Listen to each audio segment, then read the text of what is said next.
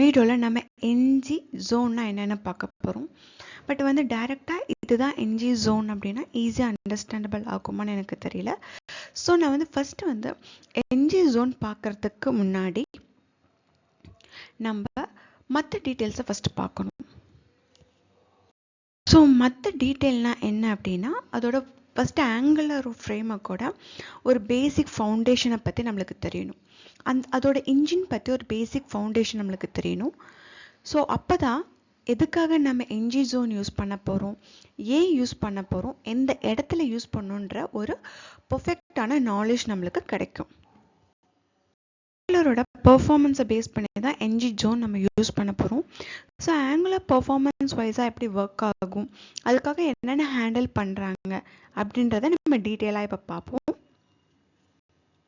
வந்து நம்ம அப்ளிகேஷனில் ஏதாவது ஒரு சேஞ்சஸ் தேவைப்படுது, ஏதாவது ஒரு சேஞ்சஸை வந்து அப்டேட் பண்ணுறோம் அப்படின்னா அந்த சேஞ்சஸ்னால என்ன ஆகும், வியூ வந்து ரீரெண்டர் ஆகும். தட் மீன்ஸ் காம்போனன்ட் ரீரெண்டர் ஆகும். ஸோ அதை வந்து அந்த காம்போனன்ட் ரீரெண்டர் ஆகும் இல்லையா, அதுக்காக அந்த சேஞ்ச் கரெக்டாக அந்த ஸ்பெசிஃபிக் சேஞ்சை மட்டும் டிடெக்ட் பண்ணுறதுக்கு தான் சேஞ்ச் டிடெக்ஷன் அப்படின்றத நம்ம ஆங்குலரில் வந்து இன்ட்ரடியூஸ் பண்ணாங்க. ஸோ நீங்கள் வந்து லைஃப் சைக்கிள்ஸ் பற்றி தெரியாதவங்க ப்ளீஸ் கோ அண்ட் நீங்கள் லைஃப் சைக்கிளை பற்றி ஃபுல்லாக கோ த்ரூ பண்ணிவிட்டு இதுக்கு வாங்க. அப்போ தான் என்ஜி ஜோன் பற்றி நான் என்ன சொல்ல வரேன்னு புரியும். ஸோ நம்மளுக்கு ஏதாவது ஒரு சேஞ்சஸ் ஏற்படும் போது என்ன ஆகும் அப்படின்னா நம்மளுக்கு வியூ அப்டேட் ஆகும். ஓகேவா, இப்போ எக்ஸாம்பிளுக்கு நான் இங்கே வச்சுருக்கேன். ஃபஸ்ட்டு வந்து நான் இனிஷியலாக என் காம்போனன்ட் இருக்கும் போது ஏபிசின்னு போடுறேன். ஸோ நான் கொஞ்ச நேரம் கழித்து நான் டி அப்படின்ற இன்னொரு வேரியபிளை பைண்ட் பண்ணுறேன். அப்படின்றப்போ அந்த சேஞ்சை மட்டும் டிடெக்ட் பண்ணி என்ன பண்ணும் அப்படின்னா நம்மளுக்கு காம்போனன்ட் ரெண்டர் ஆகும். இதுதான் சேஞ்ச் டிடெக்ஷன். நான் இன்னும் டீட்டெயிலாக உங்களுக்கு கோடிங்கில் போய் என்னன்னு இன்னும் டீட்டெயிலாக சொல்கிறேன். அப்போ இன்னும் உங்களுக்கு டீட்டெயிலாக அண்டர்ஸ்டாண்ட் ஆகும் நான் என்ன சொல்ல வரேன் அப்படின்றது. ஓகே, இப்போ நான் வந்து உங்களுக்கு ஒரு சின்ன எக்ஸாம்பிள் போட்டு காமிக்கிறேன். ஃபஸ்ட்டு வந்து ஆங்குலர் எப்படி ஒர்க் ஆகும் அப்படின்ட்டு. ஸோ நம்ம ஃபஸ்ட்டு வந்து நான் என்ன பண்ணேன்னா ஆல்ரெடி ஒரு ஜோன் வந்து காம்போனன்ட் க்ரியேட் பண்ணியிருக்கேன். நீங்களும் க்ரியேட் பண்ணிக்கோங்க. இல்லை ஆல்ரெடி உங்கள் எக்ஸிஸ்டிங் காம்போனன்ட் நீங்கள் ட்ரை பண்ணுறதுனாலும் ட்ரை பண்ணலாம். ஜஸ்ட் நம்ம இப்போ என்ன பண்ணலாம் அப்படின்னா ஒரு டிவ் போட்டுப்போம். இப்போ இந்த டிவ்க்குள்ளே நான் என்ன பண்ணுறேன் அப்படின்னா ஃபஸ்ட்டு ஹெட்டர் போட்டுப்போம். ஏதோ ஒன்று போட்டுப்போம், என்ன போட்டாலும் ஒரு பிரச்சனையும் இல்லை. இதை போடுறதுக்கு முன்னாடி நான் ஃபஸ்ட்டு ஒரு 3 வேரியபிள் அசைன் பண்ணிக்கிறேன். என்னென்னா டைட்டில் வச்சுக்கோங்க. ஸோ டைட்டிலில் வந்து நான் என்ன கொடுக்குறேன் அப்படின்னா வெல்கம் அப்படின்னு கொடுக்குறேன். வெல்கம்னு மட்டும் நான் இங்கே கொடுக்குறேன். அடுத்து வந்து என்ன கொடுக்குறேன்னா ஒரு ஆப்ஜெக்ட் க்ரியேட் பண்ணிக்கிறேன். அதில் வந்து ஆத்தர் அப்படின்னு ஒரு ஆப்ஜெக்ட் க்ரியேட் பண்ணிக்கிறேன். இந்த ஆப்ஜெக்ட்குள்ளே நான் என்ன பண்ணுறேன் அப்படின்னா ஃபர்ஸ்ட் நேம் கொடுத்துக்கிறேன். இந்த ஃபர்ஸ்ட் நேமில் நான் என்ன பண்ணுறேன்னா அருன்னு கொடுத்துக்கிறேன். தென் என்னோடய லாஸ்ட் நேமில் என்ன கொடுத்துக்கிறேன்னா லாஸ்ட் நேமில் தேவ்னு கொடுத்துக்கிறேன். So first name Arun, last name Dev. Next வந்து ஒரு டைம் ஸ்டாம்ப் கொடுத்துக்கிறேன். அதுக்கு ஒரு வேரியபிள் க்ரியேட் பண்ணிக்கிறேன். Time stamp equal to new date. ஓகேவா, ஸோ இவ்வளோ தான். ஸோ டைம் ஸ்டாம்ப் அண்ட் இது அண்ட்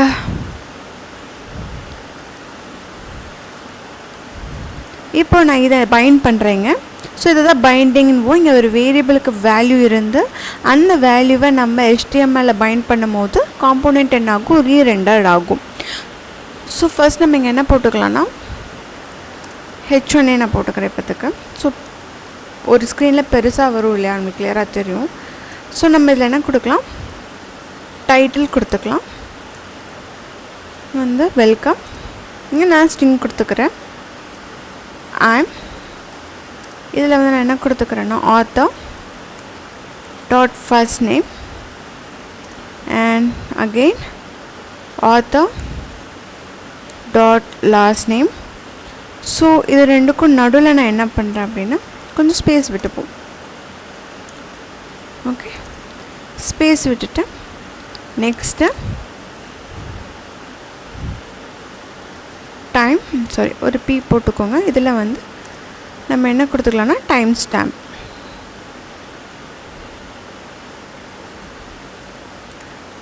ஓகேவா? இவ்வளோதான். இப்போ நான் ஒரு பட்டன் கொடுத்துக்கிறேன். Button change time, change time, இதில் on change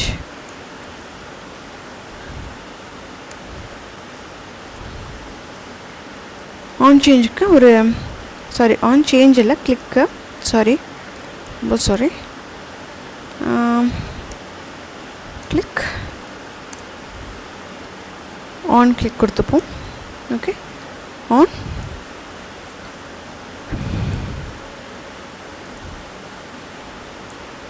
I think sorry click தான் சாரி கிளிக். ஸோ கிளிக்கில் வந்து என்ன கொடுத்துக்கிறேன்னா ஆன் சேஞ்சுன்னு கொடுத்துப்போம். ஆன் சேஞ்ச், இந்த ஆன் சேஞ்சுக்குள்ளே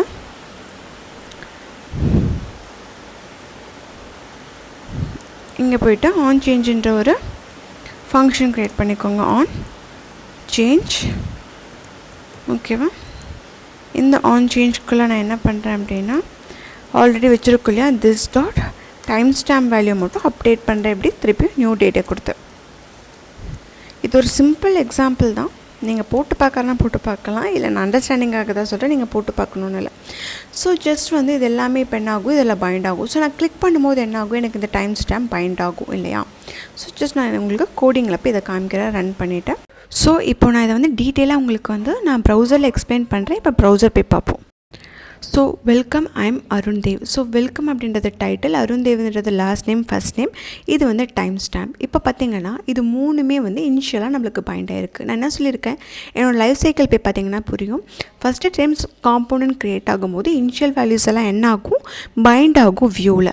இப்போது இதுக்கப்புறம் பைண்ட் ஆனதுக்கப்புறம் நம்ம ஏதாச்சும் ஒரு சேஞ்ச் பண்ணுறோம் வேல்யூஸ். இப்போ டைம் வேல்யூ சேஞ்ச் ஆகிருக்கு பாருங்கள், 56 58 மாதிரி இருக்குது. ஸோ இப்படி ஆகும்போது என்ன ஆகும் அப்படின்னா ஆங்குலரில் இருக்க சேஞ்ச் டிரெக்ஷன் வந்து ஃபயர்ட் ஆகி நம்மளுக்கு சேஞ்ச் ஆகிருக்க இந்த வேல்யூஸை என்ன பண்ணும் அப்படின்னா அப்டேட் பண்ணும். ஸோ ஓகே இதெல்லாம் புரிஞ்சிச்சு. ஆனால் எப்படி இது வந்து பேக்ரவுண்டில் ஒர்க் ஆகுதுன்னு கேட்டிங்க அப்படின்னா என்னென்னா நம்ம பேக்ரவுண்டில் ட்ரிபிள் = ஆப்ரேட்டர், நம்ம பேக்ரவுண்டில் நான் சொன்னேன் இல்லையா, ட்ரிபிள் = அப்படின்ற ஆப்ரேட்டர் வந்து என்ன பண்ணும், மேட்ச் பண்ணும். ஸோ ஒன்ஸ் வந்து வேல்யூஸ் வந்து அப்டேட் ஆகும்போது நம்ம ஆங்குலருக்கு எப்படி தெரியும் அப்படின்னா நம்மளை ஏதாவது ட்ரிகர்ட் ஆகும். நம்ம ஏதாவது ட்ரிகர்ட் பண்ணும்போது நம்ம வந்து கிளிக் ஆப்ரேட் அங்கே ட்ரிகர் பண்ணும்போது என்னாச்சு, உங்களுக்கு டைம் வந்து உங்களுக்கு வந்து சேஞ்ச் ஆச்சு இல்லையா? அப்போ வந்து ஆங்குலருக்கு வந்து என்ன ஆகும், ஓகே இது சேஞ்ச் ஆகிருக்கு, அப்டேட் பண்ணலாம். ஸோ ஓகே சேஞ்ச் ஆகிருக்குன்னு தெரியும், ஆனால் எது சேஞ்ச் ஆகிருக்குன்னு எப்படின்னு ஆங்குலருக்கு தெரியும். ஸோ அதுக்காக தான் ஈக்குவல் டு எப்படின்னா ட்ரிபிள் = ஆப்ரேட்டர் வந்து யூஸ் பண்ணுவாங்க. யூஸ் பண்ணி ப்ரீவியஸ் வேல்யூக்கும் கரண்ட் வேல்யூக்கும் மேட்ச் பண்ணுவாங்க. ஸோ மேட்ச் பண்ணும்போது எந்த வேல்யூ வந்து மேட்சாக இல்லையோ அந்த வேல்யூவை மட்டும் என்ன பண்ணுவாங்க அப்படின்னா ரீரெண்டர் பண்ணுவாங்க அந்த பைண்டிங்ஸை. ஸோ இப்படி தான் வந்து சேஞ்ச் டிரெக்ஷன் வந்து ஆங்குலரில் ஒர்க் ஆகுது. ஓகே, இப்போ எங்களுக்கு கிளியராக அண்டர்ஸ்டாண்ட் ஆயிடுச்சு. என்ஜி ஜோன் எதுக்கு, இதில் தான் என்ஜி ஜோன் எப்படி யூஸ் ஆகும் அப்படின்றத நம்ம பார்க்க போகிறோம். ஸோ ஃபஸ்ட்டு பர்ஃபார்மன்ஸ் செக் பண்ணுவோம். நம்ம ஒன்றும் இல்லை, சிம்பிளாக ஒரு 3 தட் மீன்ஸ் ஒரு டைம் ஸ்டாம்ப், ஒரு டைட்டில், ஒரு ஃபஸ்ட் நேம், லாஸ்ட் நேம், இது மூணுமே நம்ம என்ன பண்ணுறோம், பைண்டிங் பண்ணுறோம். இதுக்கு இந்த பேஜ் எத்தனை டைம் செக் ஆகுது அப்படின்றத நம்ம செக் பண்ணுவோம். அதுக்கு நம்ம என்ன பண்ணலாம் அப்படின்னா நம்ம வியூ யூஸ் பண்ணிக்கலாம். லைஃப் சைக்கிளில் நம்ம படித்த ஆஃப்டர் வியூ செக் யூஸ் பண்ணிப்போம். ஸோ நான் அதை இம்போர்ட் பண்ணிவிட்டு அதை நான் இங்கே என்ன பண்ணுறேன், இம்ப்ளிமெண்ட் பண்ணுறேன். ஆஃப்டர் வியூ செக் இம்ப்ளிமெண்ட் பண்ணுறேன். ஸோ இம்ப்ளிமெண்ட் பண்ணதுக்கப்புறம் என்ன பண்ணும், இன்டர்ஃபேஸ் க்ரியேட் பண்ணும். அதனால் என்ன பண்ணுறேன், ஆஃப்டர் வியூ செக் இன்டர்ஃபேஸ் நான் க்ரியேட் பண்ணிட்டேன். ஸோ ஒன்ஸ் நான் இது க்ரியேட் பண்ணதுக்கப்புறம் நான் என்ன பண்ணுறேன்னா ஒரு கவுண்ட் போட்டுக்கலாம். ஸோ அப்போ தான் நம்மளுக்கு தெரியும் எத்தனை டைம் வந்து இந்த பேஜ் வந்து நம்ம எதுவுமே பண்ணாமல் இனிஷியல் பைண்டிங்லேயே எத்தனை டைம் வந்து நம்மளுக்கு ரெண்டரிங் ஆகுது, தட் மீன்ஸ் இந்த பேஜ் வந்து செக்ட் ஆகுது நம்மளுக்கு தெரியும். ஸோ நான் கவுண்ட் செக்டு = 0ன்னு வச்சுட்டு இதை நான் இங்கே என்ன பண்ணுறேன், நான் இங்கே இதை இன்க்ரிமெண்ட் பண்ணிக்கிறேன். This dot count dot checked increment. So நான் இதை ஒரு கன்சாலில் போட்டுக்கிறேன். ஸோ கன்சாலில் போட்டோம் அப்படின்னா கன்சால் டாட் லாக் என்ன பண்ணேன்னா த செக் பர்ஃபார்ம்ட் என்ன பண்ணுறோம், திஸ் டாட் கவுண்ட் செக்டு அப்படின்னு நம்ம போட்டுக்கலாம். ஸோ நம்மளுக்கு தெரிஞ்சிடும் இந்த பேஜ் வந்து சும்மா நார்மலாக ஒரு காம்போனண்ட் இனிஷியேட் ஆகி அதில் இருக்க வேல்யூஸ்லாம் பைண்டிங் ஆகிறதுக்கே இந்த காம்போனண்ட் எத்தனை டைம் செக் ஆகுது அப்படின்றத ஃபஸ்ட்டு நம்ம பார்க்கணும். ஓகேவா? ஏன் நான் இவ்வளோ டீட்டெயிலாக போகிறேன்னா, என்ஜி ஜோன்னால் சேஞ்ச் டிடெக்ஷன்ஸ் ஹேப்பன் ஆகலை. சேஞ்ச் டிடெக்ஷன்றது தனி ஆங்குலரில். ஸோ அது எப்போவுமே உங்கள் மைண்டில் இருக்கணும். அண்டும் எந்த இடத்துல ஜோன் யூஸ் பண்ணால் பர்ஃபெக்டாக இருக்கும் அப்படின்னு நம்மளுக்கு தெரிஞ்சால் தான் நம்ம வந்து என்ன பண்ண முடியும் அப்படின்னா ஒர்க் பண்ண முடியும். ஸோ என்ஜி ஜோன் என்னன்னு தெரிஞ்சுக்கிறதுக்கு முன்னாடி ஃபஸ்ட்டு நம்மளுக்கு என்ன தெரியணும், பேசிக்ஸ் தெரியணும். ஒரு காம்போனண்ட் எத்தனை டைம் வந்து செக் ஆகும், எதுவுமே இல்லாமல் வெறும் ஒரு 3 வேரியபிளுக்கு பைண்டிங் அப்படின்னா தான் நம்ம காம்ப்ளெக்ஸான டேட்டாஸ்லாம் ஒர்க் பண்ணும் போது எவ்வளோ டைம் அது வந்து நம்மளுக்கு செக் ஆகும், இதனால் பெர்ஃபார்மன்ஸ் இஷ்யூஸ் எவ்வளோ ஆகும் அப்படின்றத நம்மளால் என்ன பண்ண முடியும் அப்படின்னா ப்ரெடிக்ட் பண்ண முடியும். ஸோ நம்ம இப்போ போய் ப்ரௌசரில் பார்ப்போம். நம்ம இப்போ ப்ரௌசர்லாம் தேவையில்லை, இங்கே பாருங்கள் அந்த check performed 1 time, check perform 2 and 3 ஒன்றுமே இல்லையே. ஜஸ்ட் பைண்டிங்க்கு எதுக்கு 3 டைம் வந்து இந்த பேஜ் வந்து பர்ஃபார்ம்ட் ஆகிருக்கு அப்படின்னா, ஃபஸ்ட்டு டைம் வந்து இந்த காம்போனண்ட் வந்து இன்ஸ்டன்ஸாக க்ரியேட் ஆகும்போது, புதுசாக நம்மளுக்கு இனிஷியலைஸ் ஆகும்போது இந்த செக் பர்ஃபார்ம் வந்து வியூ வந்து க்ரியேட் ஆகிருக்கும். செகண்ட் டைம் எதுக்கு ஆகும் அப்படின்னா, ஆல்ரெடி இந்த பைண்டிங்காக இருக்க வேல்யூஸ் வந்து மாறி இருக்கா அப்படின்னு செக் பண்ணுறதுக்கு செகண்ட் டைம். இது வந்து டெவலப்பர் செக்குன்னு சொல்லுவாங்க. தட் மீன்ஸ் ப்ரௌசரில் ஏற்படக்கூடிய டெவலப்பிங் செக். தேர்ட் செக் வந்து ஹைட்ரேஷன்ஸ். நம்மளுக்கு வந்து மல்டிபிள் காம்போனன்ட்ஸில் வந்து நம்ம வந்து ஆப்பில் வந்து நம்ம என்ன பண்ணியிருக்கோம், ஜோனை வந்து அப்பெண்ட் பண்ணியிருக்கிறனால 2 காம்போனன்ட்ஸ் இருக்கிறனால இது வந்து ரீசெக் பண்ணுது. ஸோ இந்த 3 செக்ஸ் வந்து டிஃபால்ட்டாக ஏற்படுது. இப்போது நம்ம இதில் வந்து வேறு ஏதாவது சேஞ்சஸ் பண்ணும்போது நம்மளுக்கு எப்படி செக் ஆகும் அப்படின்றத ஒரு சின்ன செக் பார்த்துக்கலாம். இப்போ நான் ஒரு அசிங்க்ரனஸ் கால் எழுதுகிறேன். ஸோ அசிங்க்ரனஸ் கால் என்னென்னா, நான் ஒரு ஜஸ்ட் செட் டைம் அவுட்டுன்னு போட்டுக்கிறேன். பெருசாக ஏபிஐலாம் எதுவும் எழுதாமல் செட் டைம் அவுட் மட்டும் போட்டுக்கிறேன். ஸோ செட் டைம் அவுட் போட்டு இல்லை ஒரு நான் ஆரோ ஃபங்க்ஷன் எழுதிக்கிறேன். இந்த ஆரோ ஃபங்க்ஷனில் console.log என்ன போடுறேன், செக் த வேல்யூன்னு போடுறேன். செக் த வேல்யூ பர்ஃபார்ம்ஸ் அப்படின்னு நான் போடுறேன். ஜஸ்ட் நீங்கள் என்ன வேணால் போட்டுக்கோங்க, ஜஸ்ட் அண்டர்ஸ்டாண்டிங்காக சொல்கிறேன். நான் ஒரு 3 செகண்ட்ஸ் வைக்கிறேன். ஸோ 3 செகண்ட்ஸ்க்கு அப்புறம் இது என்ன ஆகும், பர்ஃபார்மன்ஸ் ஆகும். ஸோ இந்த இடத்துல தான் என்ஜி ஜோன் இன்ட்ரடக்ஷன் ஆகுது. நல்லா நோட் பண்ணிக்கோங்க. இந்த இடத்துல தான் என்ஜி ஜோன் என்ன ஆகுது அப்படின்னா உங்களுக்கு இன்ட்ரடியூஸ் ஆகுது. எப்படி? ஸோ பார்த்தீங்க அப்படின்னா இப்போ இந்த இடத்துல தான் நான் சொன்னேன் என்ஜி ஜோன் இன்ட்ரடியூஸ் ஆகுதுன்னு. ஸோ எப்படி ஒவ்வொரு அசிங்க்ரனைஸ் காலுக்கும் என்ஜி ஜோன் என்ன ஆகும்னா இன்ட்ரடியூஸ் ஆகும்.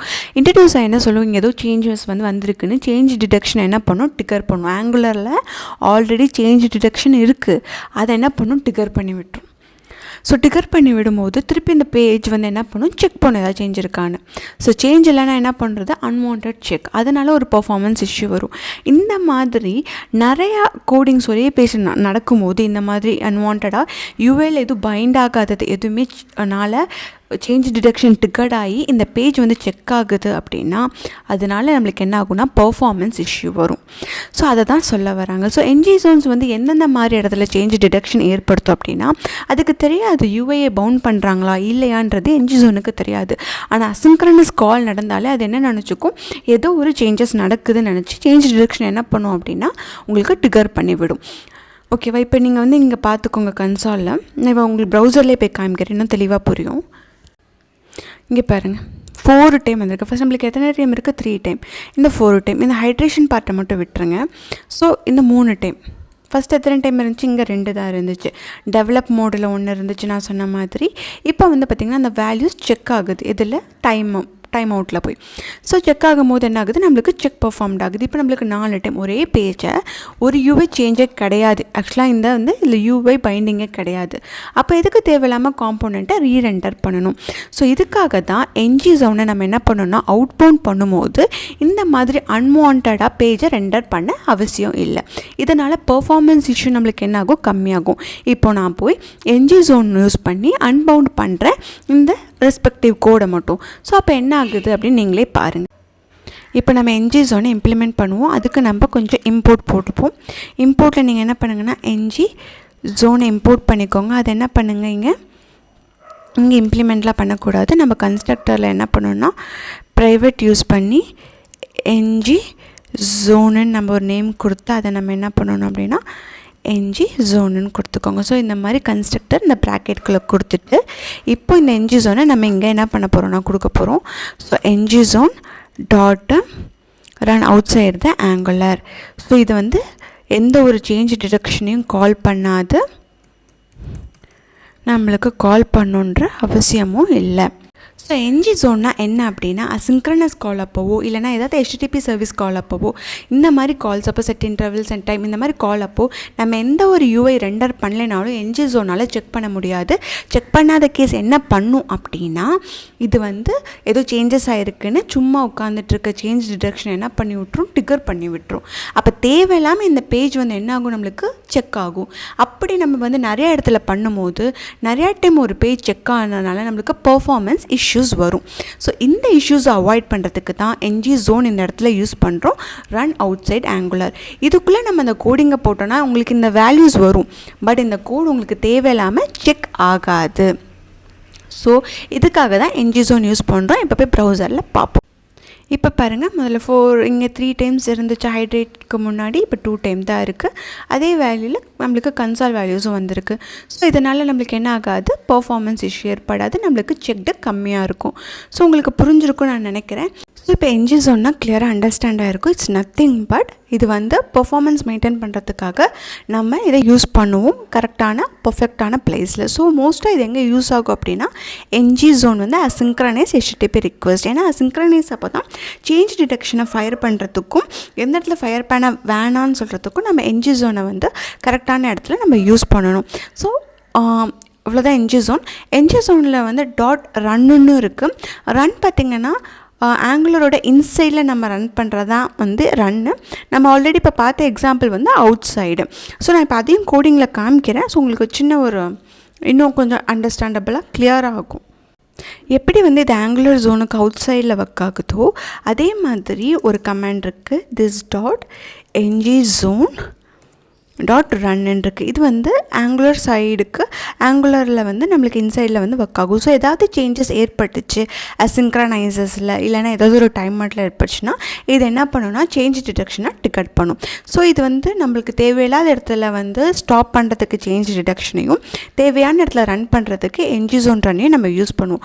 ஸோ இதோட சின்டெக்ஸும் அதே சின்டெக்ஸ் மாதிரி சேம் தான். ஃபங்க்ஷனுக்குள்ளே ஆரோ ஃபங்க்ஷன். ஸோ இப்படி தான் வந்து என்ஜி ஜோன் ஒர்க் ஆகும். நீங்கள் ட்ரை பண்ணி பாருங்கள். நிறைய எக்ஸாம்பிள்ஸ் வந்து உங்களுக்கு ஆன்லைன்லேயே இருக்குது. நீங்கள் ட்ரை பண்ணி பாருங்கள். இதில் ஏதாவது டவுட்னா நீங்கள் கமெண்ட் செக்ஷனில் கமெண்ட் பண்ணுங்கள். தேங்க்ஸ் ஃபார் வாட்சிங்.